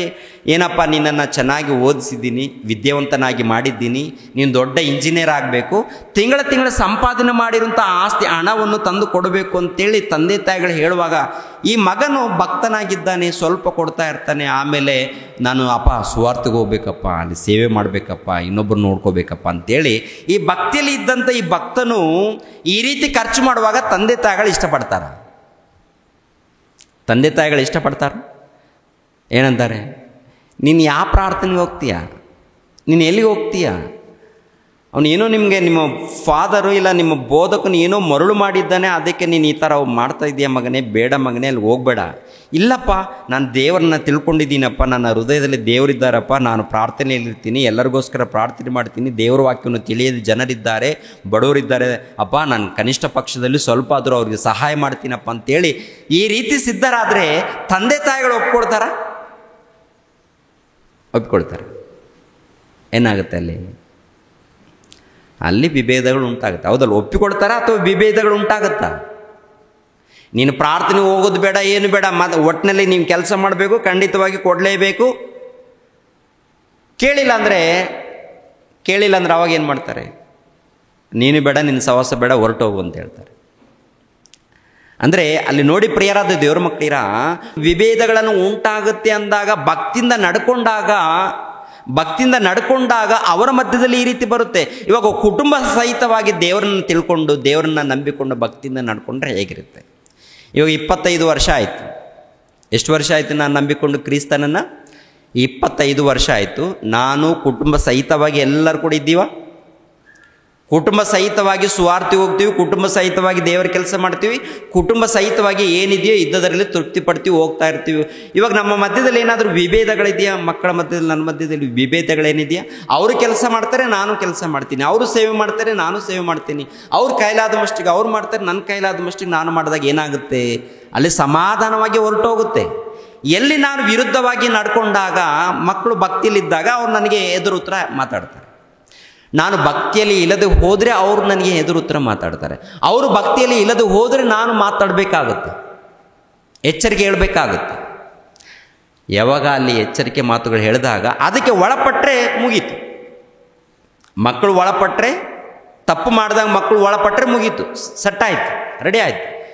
ಒಂದು ವೇಳೆ ಒಳಪಡದೆ ನೀನು ಮಾಡೋದು ಸರಿಯಿಲ್ಲ, ಹಾಗೆ ಹೀಗೆ ಅಂತೇಳಿ ಸುವಾರ್ತೆ ಬೇಡ, ಪ್ರಾರ್ಥನೆ ಬೇಡ ಅಂತೇಳಿ ಈ ರೀತಿ ನನಗೆ ತಿರುಗಿ ಬಿದ್ದಾಗ ಅಲ್ಲಿ ನನಗೂ ಅವ್ರ ಮಧ್ಯದಲ್ಲಿ ಏನು ಉಂಟಾಗುತ್ತೆ? ವಿಭೇದ ಉಂಟಾಗುತ್ತೆ. ಕುಟುಂಬ ಸಹಿತವಾಗಿ ದೇವ್ರಿಗೋಸ್ಕರ ಇದ್ದಾಗ ಅಲ್ಲಿ ಏನೇ ಇದ್ರೂ ಪರವಾಗಿಲ್ಲ, ಹೋಗ್ತಾ ಇರುತ್ತೆ ಪ್ರಿಯರಾದ ದೇವ್ರ ಮಕ್ಕಳ ಜೀವನ ಹೋಗ್ತಾ ಇರುತ್ತೆ. ಇನ್ನು ಈ ಲೋಕದಲ್ಲಿ ತಂದೆ ತಾಯಿಗಳು, ಹೊರಗಡೆ ಇದ್ದಂಥ ಪ್ರಜೆಗಳು ಹೇಗಿರ್ತಾರಂತ ನೋಡುವಾಗ ಒಟ್ಟಿನಲ್ಲಿ ಏನಪ್ಪ ಅಂತಂದರೆ, ನೀನು ಪ್ರಾರ್ಥನೆಗೆ ಹೋದರೂ ಉದ್ಯೋಗಕ್ಕೆ ಹೋದ್ರೂ ನಮಗೇನು ಬೇಕು? ಆಸ್ತಿ ಅಂದರೆ ಸಂಪಾದನೆ ಬೇಕು. ನಮ್ಮಿಂದ ಹಣ ಹೋಗಬಾರ್ದು, ನಮ್ಮಿಂದ ಹಣ ಖರ್ಚಾಗಬಾರ್ದು. ತುಟಿ ಮಾತುಗಳಿಂದ ಆರಾಧನೆ ಮಾಡೋಣ, ತುಟಿ ಮಾತುಗಳಿಂದ ಪ್ರಾರ್ಥನೆ ಮಾಡೋಣ, ತುಟಿ ಮಾತುಗಳಿಂದ ಹೊಗಳೋಣ, ಕೆಲಸ ಅಷ್ಟೇ. ಖರ್ಚಾಗಬಾರ್ದು. ಈ ರೀತಿ ಅಂದರೆ ಒಂದು ರೀತಿಯಲ್ಲಿ ಈ ಆರ್ಥಿಕ ಖರ್ಚಿನ ವಿಷಯದಲ್ಲಿ, ಮತ್ತೊಂದು ರೀತಿಯಲ್ಲಿ ಪ್ರಾರ್ಥನೆ ವಿಷಯದಲ್ಲಿ, ಇನ್ನೊಂದು ರೀತಿಯಲ್ಲಿ ಇಂಥ ಮನೆಯಲ್ಲಿ ವಿಭೇದಗಳು ಉಂಟಾಗುವಂಥದ್ದು ನಡೆಯುತ್ತೆ. ಮನೆಯಲ್ಲಿ ಕೆಲವರಿಗೆ ದೇವರಂದರೆ ಇಷ್ಟ ಇರಲ್ಲ, ಪ್ರಾರ್ಥನೆ ಅಂದರೆ ಇಷ್ಟ ಇರಲ್ಲ. ಅವರೇನು ಸಿನಿಮಾಗಳು ಇಲ್ಲಾಂದರೆ ಏನೇನೋ ನಡೀತಾ ಇರುತ್ತೆ, ಸಿನಿಮಾಗಳಿಗೆ ಹೋಗ್ತಾ ಇರ್ತಾರೆ, ಇಲ್ಲಾಂದರೆ ಸೀರಿಯಲ್ಗಳು. ಇವಾಗ ಪ್ರಾರ್ಥನೆ ಮಾಡುವಾಗ ಮನೆಯಲ್ಲಿ ಟಿ ವಿ ಹಾಕ್ಕೊಂಡಿರ್ತಾರೆ ಅಂತ ತಿಳ್ಕೊಳ್ಳಿ. ಮನೆಯಲ್ಲಿ ಟಿ ವಿಯಲ್ಲಿ ಏನಿರುತ್ತಪ್ಪ, ಸಿನಿಮಾಗಳಿರುತ್ತೆ, ಸಿನಿಮಾ ಪ್ರೋಗ್ರಾಮ್ಗಳು ಬರ್ತಾ ಇರುತ್ತೆ, ಇಲ್ಲಾಂದರೆ ಸೀರಿಯಲ್ಗಳು ಬರ್ತಾ ಇರುತ್ತೆ.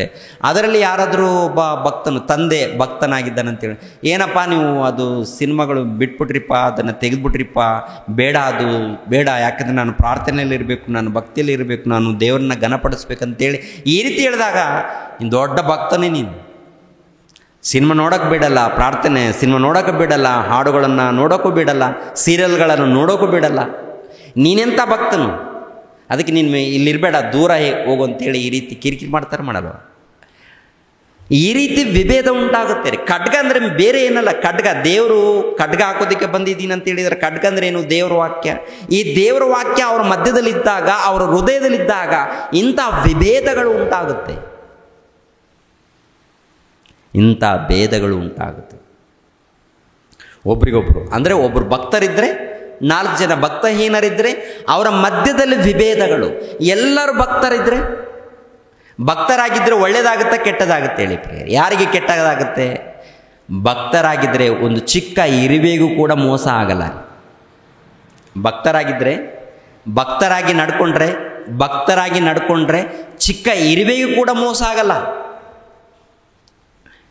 ನಿಜ ತಾನೆ? ನೀನು ದೇವರ ಪ್ರಾರ್ಥನೆಯಲ್ಲಿದ್ದಾಗ, ಭಕ್ತಿಯಲ್ಲಿದ್ದಾಗ ಯಾರಿಗೂ ಮೋಸ ಇಲ್ಲ, ಜೀವಿಗಳಿಗೂ ಮೋಸ ಇಲ್ಲ, ಮನುಷ್ಯರಿಗೂ ಮೋಸ ಇಲ್ಲ. ತನ್ನ ಕುಟುಂಬಕ್ಕೆ ಒಳ್ಳೆಯದಾಗುತ್ತೆ, ಸಮಾಧಾನ ಇರುತ್ತೆ. ಅಂಥ ಸಮಾಧಾನವನ್ನು ಕೊಡೋದಕ್ಕೆ ಪ್ರಭು ಬಂದಿರುವಾಗ ಏನ್ರಿ ಆ ಮಾತುಗಳನ್ನು ಅರ್ಥ ಮಾಡಿಕೊಳ್ಳೋರು ಯಾರಿದ್ದಾರೆ? ಅದಕ್ಕೆ ಪ್ರಭು ಹೇಳಿರೋಂಥ ಮಾತನ್ನು ಒಂದು ಸಾರಿ ಗಮನಿಸ್ರಿ. ಅದೇ 10ನೇ ಅಧ್ಯಾಯ 34ನೇ ವಚನ. ಭೂಲೋಕದ ಮೇಲೆ ಸಮಾಧಾನ ಹುಟ್ಟಿಸುವುದಕ್ಕೆ ಬಂದೆನೆಂದು ನೆನೆಸಬೇಡಿರಿ. ಸಮಾಧಾನವನ್ನು ಹುಟ್ಟಿಸುವುದಕ್ಕೆ ನಾನು ಬಂದಿಲ್ಲ, ಖಡ್ಗವನ್ನು ಹಾಕುವುದಕ್ಕೆ ಬಂದೆನು. ಅಂದರೆ ದೇವರ ವಾಕ್ಯ ಎನ್ನುವಂಥ ಖಡ್ಗ. ದೇವರ ವಾಕ್ಯ ಏನು? ಪ್ರೀತಿಸು ಎನ್ನುವಂಥ ಮಾತು, ಪ್ರೇಮಿಸು ಎನ್ನುವಂಥ ಮಾತು, ಪ್ರಾರ್ಥಿಸು ಎನ್ನುವಂಥ ವಾಕ್ಯಗಳು. ಆಮೇಲೆ ತ್ಯಾಗ ಮಾಡು ಅಂತ ಹೇಳುವಂಥದ್ದು. ಯಾರಾದರೂ ಬಡವರಿದ್ದಾರಾ, ನಿನ್ನ ಕೈಲಿ ಏನಾದರೂ ಆಗುತ್ತಾ, ಅವ್ರಿಗೋಸ್ಕರ ನೀನು ತ್ಯಾಗ ಮಾಡು, ಅವ್ರಿಗೋಸ್ಕರ ನೀನು ಪ್ರಾರ್ಥನೆ ಮಾಡು, ಕೈಲಾದರೂ ಒಂದು ತುತ್ತು ನೀನು ತ್ಯಾಗ ಮಾಡು. ಇವೆಲ್ಲ ಒಳ್ಳೆಯದಾ ಕೆಟ್ಟದಂತ ನೋಡುವಾಗ ಪ್ರತಿ ಒಂದರಲ್ಲಿ ಏನ್ರಿ ಅದ್ಭುತವಾದಂಥ ಸಂದೇಶ ರೀ, ಅದ್ಭುತವಾದಂಥ ಬೋಧನೆ ಇದು. ಈ ಬೋಧನೆಯಲ್ಲಿ ಸಮಾಧಾನ ಇದೆ. ಯಾರು ಈ ಬೋಧನೆ ಕೇಳೋದಿಲ್ವೋ ಅವರ ಮಧ್ಯದಲ್ಲಿ ಅಸಮಾಧಾನ ಉಂಟಾಗುತ್ತೆ. ಅವರ ಮಧ್ಯದಲ್ಲಿ ಏನು ಉಂಟಾಗುತ್ತೆ? ವಿಭೇದ ಉಂಟಾಗುತ್ತೆ. ಕೇಳಿದ್ರೆ ವಿಭೇದ ಇಲ್ಲ, ಕೇಳಿ ಒಳ್ಳೆ ರೀತಿ ಇದ್ದರೆ ಸಮಾಧಾನ, ಕೇಳದೆ ಹೋದ್ರೇ ವಿಭೇದ. ಎಂಥ ವಿಭೇದ ಏನ್ರಿ? ಅವರು ಪ್ರಾರ್ಥನೆ ಮಾಡಿಕೊಡ್ದು, ಇವರು ಪ್ರಾರ್ಥನೆಯಲ್ಲಿರ್ತಾರೆ, ಇವ್ರು ಪ್ರಾರ್ಥನೆ ಮಾಡಿಕೊಡ್ದು ಅಂತಾರೆ. ಇವರು ಪ್ರಾರ್ಥನೆಗೆ ಹೋಗ್ತಾರೆ, ಅವರೇನು ಪ್ರಾರ್ಥನೆಗೆ ಹೋಗಬಾರ್ದು ಅಂತಾರೆ. ಇವ್ರು ಸುವಾರ್ತೆಗೆ ಹೋಗ್ತಾನಂತ ಹೇಳ್ತಾರೆ, ಇವ್ರು ಸುವಾರ್ತೆಗೆ ಹೋಗಬಾರ್ದು ಅಂತ ಹೇಳ್ತಾರೆ. ಇವ್ರು ದಾನ ಮಾಡೋದಕ್ಕೆ ಇಷ್ಟಪಡ್ತಾರೆ, ಇವ್ರು ದಾನ ಮಾಡೋದಕ್ಕೆ ಇಷ್ಟಪಡೋದಿಲ್ಲ, ಅದಕ್ಕೆ ಬೇಡ ಅಂತ ಹೇಳ್ತಾರೆ. ದಾನ ಧರ್ಮಗಳನ್ನು ಮಾಡುವಾಗ ಇವ್ರು ಬೇಡ ಅಂತ ಹೇಳ್ತಾರೆ, ಅವರೇನೋ ದಾನ ಧರ್ಮಗಳನ್ನು ಮಾಡಬೇಕಂತಾರೆ, ಅವರೇನು ಸುವಾರ್ತೆ ಮಾಡೋದಕ್ಕೆ ಇಷ್ಟಪಡ್ತಾರೆ. ಈ ರೀತಿ ಇಷ್ಟಪಟ್ಟಾಗ, ಈ ರೀತಿ ಪ್ರಯಾಸ ಪಟ್ಟಾಗ ಅಲ್ಲಿ ವಿಭೇದಗಳು ಉಂಟಾಗುತ್ತೆ. ಇಂಥ ವಿಭೇದಗಳು ನಿಮ್ಮ ಮಧ್ಯದಲ್ಲಿ ನಡೆದಿಲ್ವಾ? ಯಾವುದೋ ಒಂದು ರೀತಿಯಲ್ಲಿ ನಡೆದಿಲ್ವಾ? ನಡೀತಾ ಇರುತ್ತೆ, ಅವಾಗ ನಡೀತಾ ಇರುತ್ತೆ. ಏನು ನಡೆದರೂ ಕೂಡ, ಹೇಗಿದ್ದರೂ ಕೂಡ ಏನ್ರಿ ಅವರನ್ನು ಪ್ರೀತಿಸಬೇಕು, ಎಲ್ಲರನ್ನೂ ಪ್ರೀತಿಸಬೇಕು, ಎಲ್ಲರಿಗೋಸ್ಕರ ಪ್ರಾರ್ಥಿಸಬೇಕು. ಏನ್ರಿ ಮೊಟ್ಟ ಮೊದಲು ದೇವರಿಗೇ ಮೊದಲನೇ ಸ್ಥಾನ ಕೊಡಬೇಕು, ದೇವರಿಗೆ ಮೊದಲನೇ ಸ್ಥಾನ ಇರಬೇಕು. ದೇವ್ರನ್ನ ಬಿಟ್ಟು ಬೇರೆ ಆಲೋಚನೆ ಮಾಡಿಕೊಡೋದು ಪ್ರಿಯರೇ. ನಿನಗೆ ಬದುಕು ಬಂದಿದ್ದು, ನಿನಗೆ ಜೀವಿತ ಬಂದಿದ್ದು ಆ ದೇವ್ರ ಮೂಲಕ ಆಗಿರುವಾಗ ಈ ಜೀವಿತ ದೇವ್ರಿಗೋಸ್ಕರ ಪಣವಾಗಿ ಇಡಬೇಕು. ಈ ಬದುಕು ದೇವ್ರಿಗೋಸ್ಕರ ಪಣವಾಗಿಡಬೇಕು. ಆ ರೀತಿ ಪಣವಾಗಿಟ್ಟಾಗ, ಆ ರೀತಿ ದೇವ್ರಿಗೋಸ್ಕರ ಕೊಟ್ಟಾಗ ಪರಲೋಕದಲ್ಲಿ ಬಹಳ ಪ್ರತಿಫಲವನ್ನು ಪಡ್ಕೊಳ್ತೀವಿ ಅಂತ ಹೇಳ್ತಾರೆ. 34 ನಿಮಿಷ ಮತ್ತೊಂದು ಸಾರಿ, ಭೂಲೋಕದ ಮೇಲೆ ಸಮಾಧಾನ ಹುಟ್ಟಿಸುವುದಕ್ಕೆ ಬಂದೇನೆಂದು ನೆನೆಸಬೇಡಿರಿ, ಸಮಾಧಾನವನ್ನು ಹುಟ್ಟಿಸುವುದಕ್ಕೆ ನಾನು ಬಂದಿಲ್ಲ, ಖಡ್ಗವನ್ನು ಹಾಕುವುದಕ್ಕೆ ಬಂದೆನು. ಹೇಗೆಂದರೆ ಮಗನಿಗೂ ತಂದೆಗೂ, ಮಗಳಿಗೂ ತಾಯಿಗೂ, ಸೊಸೆಗೂ ಅತ್ತೆಗೂ ಭೇದ ಹುಟ್ಟುವುದಕ್ಕೆ ಬಂದೆನು, ಭೇದ ಹುಟ್ಟಿಸುವುದಕ್ಕೆ ಬಂದೆನು. ಅಂದರೆ ಏನ್ರಿ, ಯಾರು ದೇವರನ್ನು ನಂಬಿರ್ತಾರೋ, ನಂಬದೇ ಇರೋರ ಬಳಿಯಲ್ಲಿ ಇಂತಹ ಭೇದಗಳು ಉಂಟಾಗುತ್ತೆ. ಅಲ್ಲೇನು ದೊಡ್ಡ ಪ್ರಾಬ್ಲಮ್ ಇಲ್ಲ. ಭೇದ ಅಂದರೆ ಜಗಳ ಹುಟ್ಟಿಸೋದಕ್ಕೆ ಬಂದಿದ್ದಾನಂತಲ್ಲ, ನಾವು ಹುಟ್ಟಿಸ್ಕೊಳ್ತೀವಿ ಅಲ್ಲೇ ಅಷ್ಟೇ. ನಾವು ಏನು ಮಾಡ್ತೀವಿ, ನಾವು ಹುಟ್ಟಿಸ್ಕೊಳ್ತೀವಿ. ಅವ್ನು ಪ್ರಾರ್ಥನೆ ಮಾಡಿದ್ರೆ ನಿನ್ಗೆ ಸೈಲೆಂಟ್ ಆಗಿರು, ನಿನಗಿಷ್ಟ ಇಲ್ವಾ ಮಾಡ್ಕೊಳ್ಳಿ ಬಿಡು. ನಿನಗೆ ಪ್ರಾರ್ಥನೆ ಮಾಡೋದಕ್ಕೆ ಇಷ್ಟ ಇಲ್ವಾ, ಮಗನು ಪ್ರಾರ್ಥನೆ ಮಾಡ್ತಾ ಇದ್ದಾನ ಮಾಡಿಕೊಳ್ಳಿ. ಮಗನು ಸುವಾರ್ತೆಗೆ ಹೋಗ್ತಾ ಇದ್ದಾನ, ನಿನಗಿಷ್ಟ ಇಲ್ವಾ ಅವನು ಹೋಗ್ಲಿ ಬಿಡು. ಮಗನು ಹೋಗಿ ಹೊರಗಡೆ ಹೋಗಿ ದಾನ ಧರ್ಮಗಳನ್ನು ಮಾಡೋದಕ್ಕೆ ಇಷ್ಟಪಡ್ತಾ ಇದ್ದಾನ, ಮಾಡ್ಕೊಳ್ಳಿ ಬಿಡು. ನೀನೇನು ಮಾಡ್ತೀಯ, ನಿನ್ನ ಕೆಲಸದಲ್ಲಿ ನೀನು ಇರಬೇಕು ಅಷ್ಟೆ. ಯಾರ್ಯಾರು ಕೆಲಸ ಮಾಡ್ತಾ ಇದ್ದಾರೋ, ಯಾರ್ಯಾರು ಸುವಾರ್ತೆ ಮಾಡ್ತಾ ಇದ್ದಾರೋ, ಯಾರ್ಯಾರು ಸೇವೆ ಮಾಡ್ತಾ ಇದ್ದಾರೋ, ಯಾರ್ಯಾರು ದಾನ ಧರ್ಮಗಳನ್ನು ಮಾಡ್ತಾ ಇದ್ದಾರೋ, ಒಳ್ಳೆಯದನ್ನು ಯಾರು ಮಾಡ್ತಾ ಇದ್ದಾರೋ ಅವರಿಗೆ ಪ್ರೋತ್ಸಾಹ ಕೊಡಬೇಕೇ ವಿನಃ ಅವ್ರನ್ನ ತಡಿಬಾರ್ದು. ತಡೆದ್ರೆ ಅಲ್ಲಿ ವಿಭೇದಗಳು ಉಂಟಾಗುತ್ತೆ, ಅಲ್ಲಿ ವಿಭೇದಗಳು ಉಂಟಾಗುತ್ತೆ. ನಾವೇನಾದರೂ ಮಾಡ್ತಾ ಇದೀವ, ಎಲ್ಲಾದರೂ ತಡೆಯೋದಕ್ಕೆ ಪ್ರಯತ್ನ ಇದೆಯಾ, ಎಲ್ಲಾದರೂ ತಡೆಯೋದಕ್ಕೆ ಪ್ರಯತ್ನ ಇದೆಯಾ, ಏನಾದರೂ ಪ್ರಯತ್ನ ಮಾಡ್ತಾ ಇದ್ದೀವ, ಏನಾದರೂ ತೊಂದರೆಗಳು ಉಂಟು ಮಾಡ್ತಾ ಇದ್ದೀವ?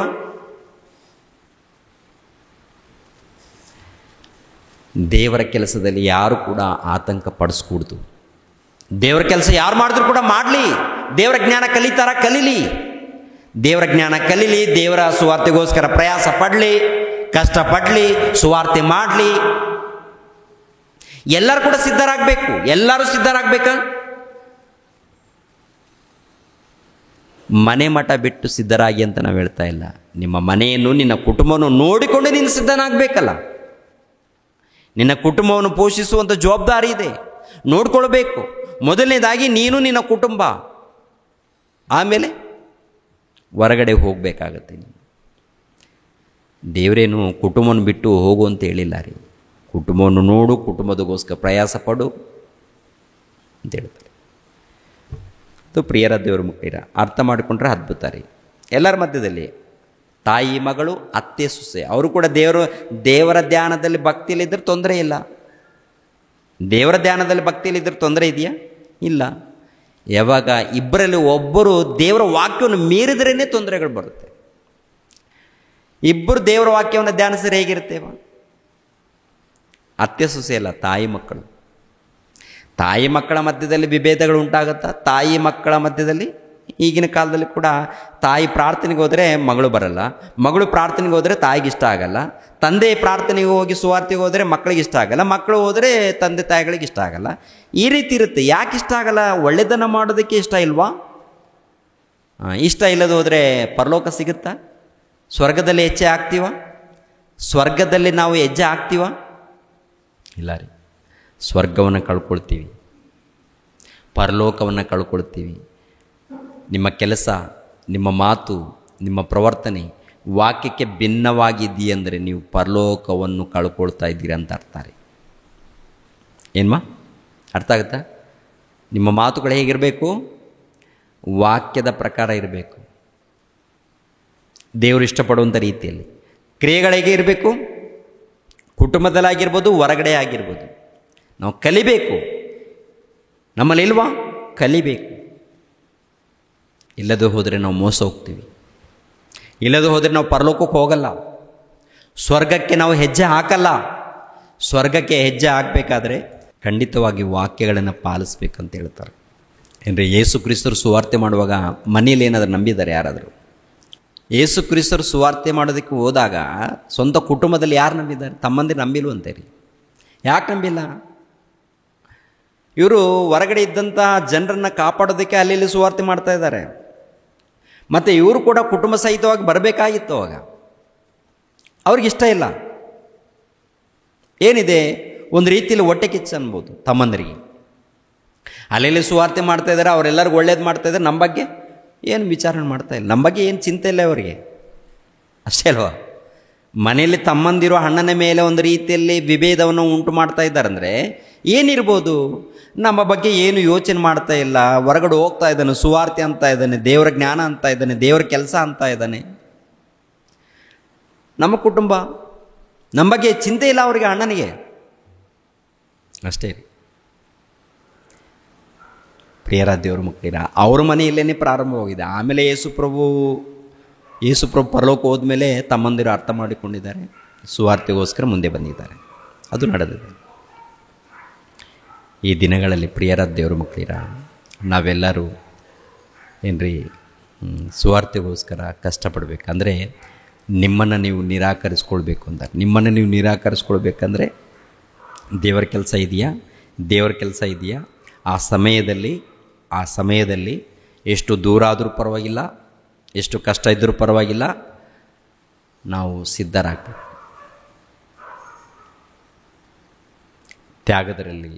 ತ್ಯಾಗ ಮಾಡುವಂಥ ವಿಷಯದಲ್ಲಿ, ಪ್ರಯಾಣ ಮಾಡುವಂಥ ವಿಷಯದಲ್ಲಿ, ಕಷ್ಟಪಡುವಂಥ ವಿಷಯದಲ್ಲಿ ಅದಕ್ಕೆ ಯಾವುದು ಒಪ್ಪಲಿಲ್ವಾ? ಇದು ಒಪ್ಪಲಿಲ್ವಾ? ಅಂದರೆ ಕಷ್ಟಪಡೋದಕ್ಕೆ ಇದು ಒಪ್ಪಲಿಲ್ವಾ? ದೇಹ ಒಪ್ಪಲಿಲ್ವಾ? ತ್ಯಾಗ ಮಾಡೋದಕ್ಕೆ ಇದು ಒಪ್ಪೋದಿಲ್ವಾ? ಅಂದರೆ ನಾವೇನು ಮಾಡ್ತಾಯಿದ್ದೀವಿ ಅಂತಂದರೆ, ನೋಡುವಾಗ ಪ್ರಿಯರ ದೇವ್ರ ಮಕ್ಕಳಿಗೆ ಅದನ್ನು ಅಂದರೆ ಲೋಕವನ್ನು ಪ್ರೀತಿಸ್ತಾ ಇದ್ದೀವಿ ಅಂತ ಅರ್ಥ, ಈ ದೇಹವನ್ನು ಪ್ರೀತಿಸ್ತಾ ಇದ್ದೀವಿ ಅಂತ ಅರ್ಥ. ಈ ದೇಹವನ್ನು ಪ್ರೀತಿಸ್ತಾ ಇದ್ದೀವಿ ಅಂತ ಅರ್ಥ. ನಿರಾಕರಿಸುವಂಥದ್ದು ಅಂದರೆ ಪ್ರಿಯರ ದೇವ್ರಿಗೋಸ್ಕರ ಇವು ಏನಾದರೂ ಇದ್ದರೆ ಅವೆಲ್ಲ ಅಂದರೆ ಕೋರಿಕೆಗಳನ್ನು, ಇಲ್ಲಾಂದರೆ ಶರೀರ ಕೋರಿಕೆಗಳನ್ನು ಇವೆಲ್ಲ ಕೂಡ ತೆಗೆದಾಕ್ಬೇಕಂತಾರೆ. ಇವೆಲ್ಲ ತೆಗೆದಾಕ್ಕೋಬೇಕು. ದೇವ್ರಿಗೋಸ್ಕರ ಇದು ಬೇಡ ನಮಗೆ. ದೇವರ ಕೆಲಸ ಮೊದಲು, ಆಮೇಲೆ ಒಟ್ಟಿಗೆ ಏನೇನು ಬೇಕು ಇದೆಲ್ಲ ನೋಡ್ಕೋಬೇಕು. ಒಂದು ವೇಳೆ ದೇವರ ಕೆಲಸ ಪಕ್ಕಕ್ಕಿಟ್ಟು ನಮ್ಮ ಜೀವಿತವನ್ನು ನಾವು ನೋಡಿಕೊಂಡಾಗ, ನಮ್ಮ ಕೆಲಸ ನಾವು ನೋಡಿಕೊಂಡಾಗ, ನಮ್ಮ ಸುಖ ನಾವು ನೋಡಿಕೊಂಡಾಗ ಪರಲೋಕದಲ್ಲಿ ನಮಗೆ ಜಾಗ ಇಲ್ಲ. ಎಲ್ಲಿ ಜಾಗ ಇರುತ್ತೆ? ನರಕದಲ್ಲಿ ದೊಡ್ಡ ಜಾಗ ಇರುತ್ತೆ. ಅಲ್ಲಿ ಗೋಳಾಡಬೇಕಾಗತ್ತೆ. ಆ ಗೋಳಾಟ 1 ವರ್ಷ 2 ವರ್ಷ ಅಲ್ಲ ಅಮ್ಮ, ಎಷ್ಟು ವರ್ಷ? ಯುಗಗಳು. ಅದು ಇರುವುದರಿಂದನೇ ಸ್ವರ್ಗ ನರಕ ಇರುವುದರಿಂದನೇ ಈ ಬೋಧನೆ, ಸುವಾರ್ತೆ, ಸರ್ವೇಶ್ವರನ ಸಂದೇಶ ಆದಿಕಾಂಡ ಮೊದಲುಗೊಂಡು ಪ್ರಕಟಣೆ ಗ್ರಂಥದವರೆಗೆ ಇರುವಂಥ ಸಂದೇಶ ಇದೆಯಲ್ಲ, ಬೋಧನೆ ಇದೆಯಲ್ಲ, ಸ್ವರ್ಗ ಇದೆ, ನರಕ ಇದೆ. ಅದಕ್ಕೆ ನೀವು ಬದಲಾಗಬೇಕು. ಎಲ್ಲರನ್ನ ಪ್ರೀತಿಸಬೇಕು. ಒಂದು ವೇಳೆ ನಿಮ್ಮನ್ನು ಯಾರಾದರೂ ದೂಷಿಸ್ತಾರ, ನಿಂದಿಸ್ತಾರ, ಅವಮಾನ ಪಡಿಸ್ತಾರ, ಏನೇ ಆಗಲಿ ದೇವರ ಸ್ತೋತ್ರ ಹೇಳ್ಕೊಂಡು ಭಕ್ತಿಯಿಂದ ನಾವು ಮುಂದೆ ಹೋಗ್ತಾ ಇರಬೇಕು. ಭಕ್ತಿ ಮುಖ್ಯ. ನಮ್ಮ ಬೋಧಕರಲ್ಲಿ ಏನರಿ ಕುತಂತ್ರ ಜಾಸ್ತಿ ಇರುತ್ತೆ ರೀ. ಹೊರಗಡೆ ನೋಡೋದಕ್ಕೆ ಬೋಧಕರಾಗಿ ಕಾಣ್ತಾರೆ, ಒಳಗಡೆ ಕುತಂತ್ರ ಇರುತ್ತೆ, ಕಂತ್ರಿ ಬುದ್ಧಿ ಇರುತ್ತೆ ರೀ. ತುಂಬ ಜನ ಅಲ್ಲೆಲ್ಲಿ ನೋಡ್ತಾ ಇರ್ತೀವಿ. ಈ ಕಂತ್ರಿ ಬುದ್ಧಿ ಏನಪ್ಪ ಅಂತಂದರೆ ಭೂಲೋಕದಗೋಸ್ಕರ ಏನು ತವಕ ಇರುತ್ತೆ ಇವರಿಗೆ. ಭೂಲೋಕನೇ. ಹೊರಗಡೆ ನೋಡುವಾಗ ಒಂದು ರೀತಿಯಲ್ಲಿ ಮೋಸ ಹೋಗ್ತಾರೆ ಪ್ರಿಯರೇ.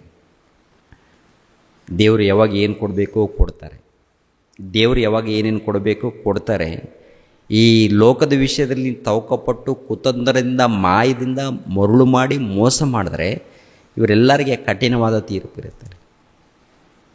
ನಾವು 4 ಮಂದಿ ಇದ್ದರೂ 10 ಮಂದಿ ಇದ್ದರೂ ಪ್ರಿಯರ ದೇವ್ರ ಮಕ್ಕಳಿರ ಭಕ್ತಿಯಲ್ಲಿ ಬೆಳಿಬೇಕು, ನಂಬಿಕೆಯಲ್ಲಿ ಅಭಿವೃದ್ಧಿ ಆಗಬೇಕು, ಜ್ಞಾನದಲ್ಲಿ ಅಭಿವೃದ್ಧಿ ಆಗಬೇಕು. ದೇವರ ಸೇವೆ ನಮ್ಮ ಮೂಲಕ ಅಭಿವೃದ್ಧಿ ಆಗಬೇಕು. ನಮ್ಮ ಮೂಲಕ ಸತ್ಯವಾದಂಥ ಸುವಾರ್ಥ ಸೇವೆ ಇದೆಯಲ್ಲ ಅಭಿವೃದ್ಧಿ ಆಗಬೇಕು. ಅಭಿವೃದ್ಧಿ ಆಗಬೇಕಾದ್ರೆ ಎಲ್ಲರೂ ಒಗ್ಗಟ್ಟಾಗಬೇಕು, ಎಲ್ಲರ ಕೈ ಜೋಡಿಸ್ಬೇಕು, ಎಲ್ಲರೂ ಸುವಾರ್ತೆಗೋಸ್ಕರ ಮುಂದೆ ಹೆಜ್ಜೆ ಹಾಕಬೇಕು. ಓಕೆನಾ? ದೇವರು ನಿಮ್ಮನ್ನು ನನ್ನನ್ನು ಆಶೀರ್ವದಿಸಲಿ.